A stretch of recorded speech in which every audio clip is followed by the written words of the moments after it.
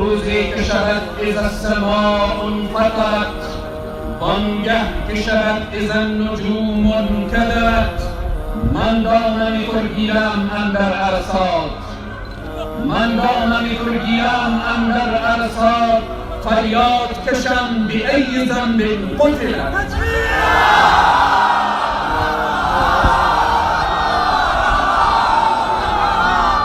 امروز شما عزیزان احساس کنید که من یکی از این شهدا هستم و عالم کشترین فریبون و میخواهم حرف خود را برای شما به عنوان یک شهید مطرح کنم.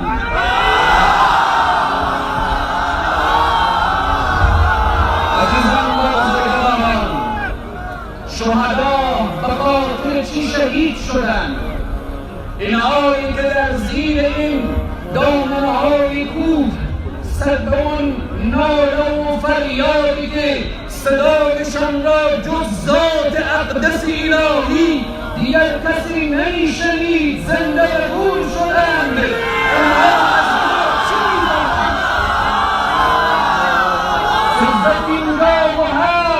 الان 1397 یک کافر بود که اینها جان خود را فدا کردند. امروز ما از چه کافر تقلید و تأیید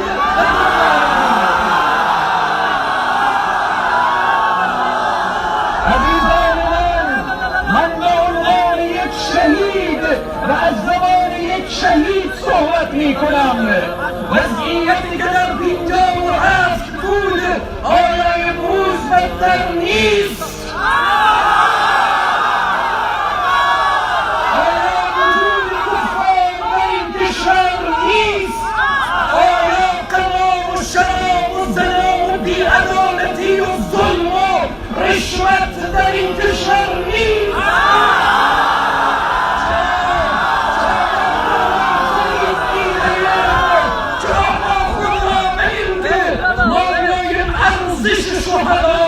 به جایگاه شهدا را بیان میکنیم.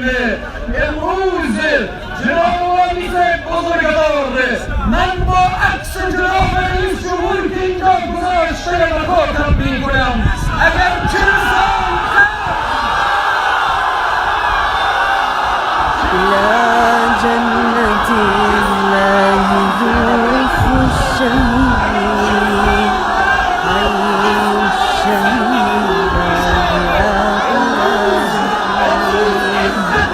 إلى المجد قد صار فيه المشهد على الأمين جنان النبي خواهم الزمان او کسی که احد گویم زنده اون شامه من سخن بگویم.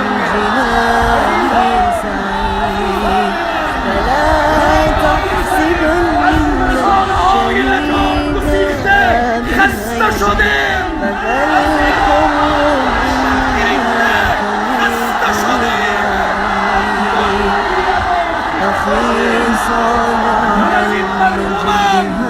من وابی نیستم، من وزیر نیستم، من وارث پیامبرم.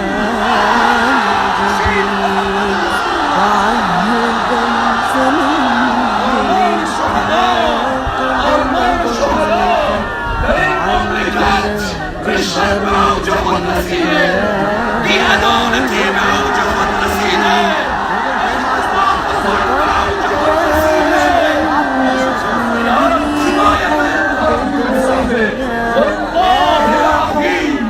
والله العظيم اگر این بی‌عدالتی و ظلم ادامه پیدا کنه، بار دیگر قیام 24 هود زنده خواهد.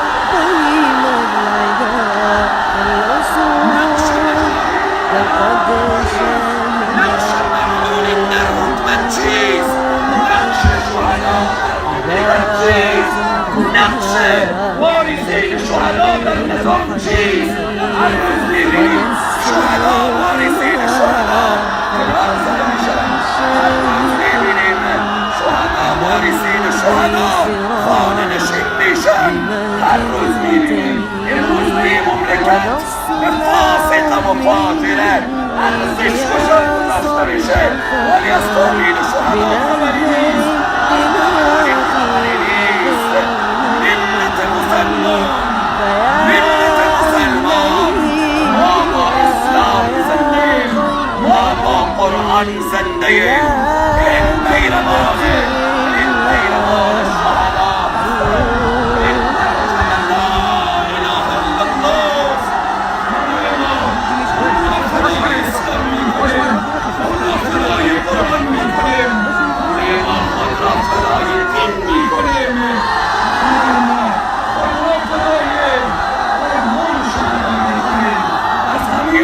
تشکری میکنم از حضور شما، از ترتیب کنندگان این محفل و مجلس، از تبرگزر کنندگان، از نیروهای امنیتی که زحمت کشیدن.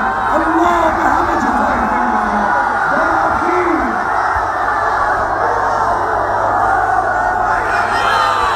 شهدای 24 شریعت میزنه.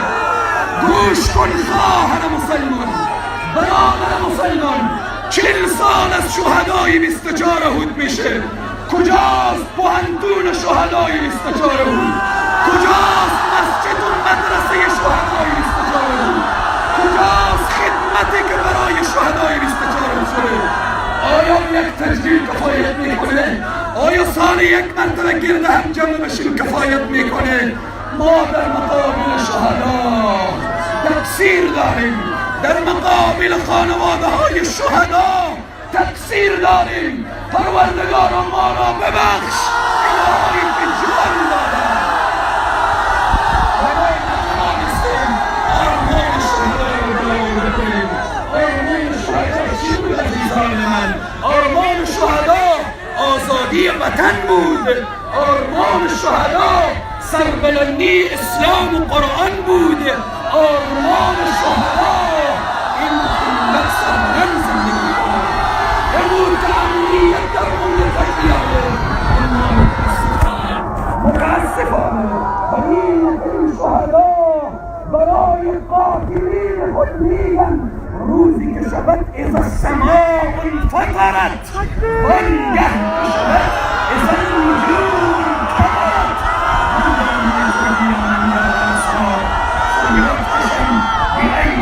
انکدرت. من به وارثین و خانواده های شهدا مژده میدهم پیروزی از آن من و توست.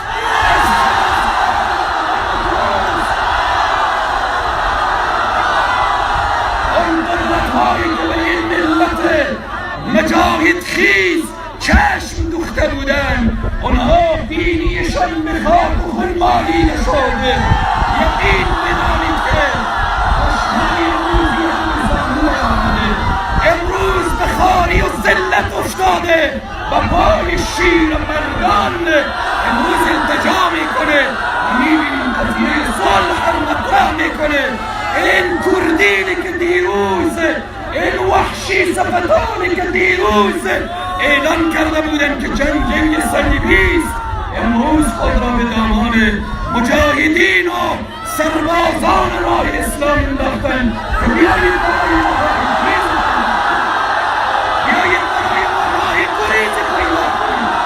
امریکا شکست خورد. امریکا در حال شکسته.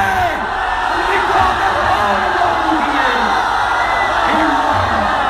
عزیزان من، مژده برای وارثین شهدا که به زودیای زود سنگ مسجد جامع شهدای 24 احد گذاشته خواهد شد.